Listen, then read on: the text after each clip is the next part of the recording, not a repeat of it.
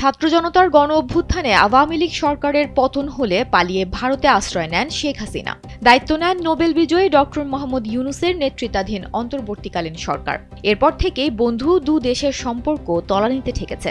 বারবার আলোচনার পরেও এ সম্পর্ক উন্নয়নে তেমন অগ্রগতি দেখা যায়নি। সবার ধারণা নির্বাচিত সরকার আসলে আবারও আগের অবস্থানে ফিরতে পারে বাংলাদেশ ভারত সম্পর্ক। এদিকে সম্প্রতি অনুষ্ঠিত ডাকসু নির্বাচনের পর ভারতের একাধিক নেতা উদ্বেগ প্রকাশ করে আসছে।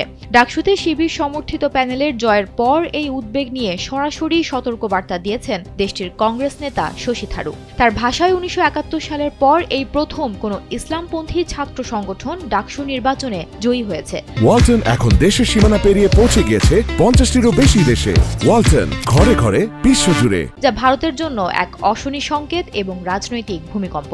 থারুর মতে এই পরিবর্তনের অর্থ হল নয়াদিল্লির জন্য বড় ধরনের কূটনৈতিক অস্থিরতা। তিনি আশঙ্কা প্রকাশ করে বলেন, জামায়াত সংখ্যাগরিষ্ঠ সরকার বা কোনো নতুন জোটে তাদের শক্তিশালী উপস্থিতি ভারতের জন্য জটিল ও প্রতিকূল পরিস্থিতি তৈরি করতে পারে। এমনকি ঢাকায় যদি এ ধরনের কোনো সরকার ক্ষমতায় আসে, তবে পাকিস্তানি আইএসআই এর সহযোগিতায় সীমান্ত অঞ্চলে ভারত বিরোধী শক্তিকে উৎসাহিত করার আশঙ্কা রয়েছে, যা ভারতের নিরাপত্তার জন্য গুরুতর হুমকি হয়ে দাঁড়াতে পারে। তাই তিনি নয়াদিল্লিকে সতর্ক করে বলেছেন, বাংলাদেশের দ্রুত পরিবর্তনশীল রাজনৈতিক বাস্তবতাকে নিবিড়ভাবে পর্যবেক্ষণ করতে হবে, সব উদীয়মান শক্তির সাথে আলোচনার দরজা খোলা রাখতে হবে এবং সবচেয়ে খারাপ পরিস্থিতির জন্য মানসিক ও কূটনৈতিকভাবে প্রস্তুত থাকতে হবে।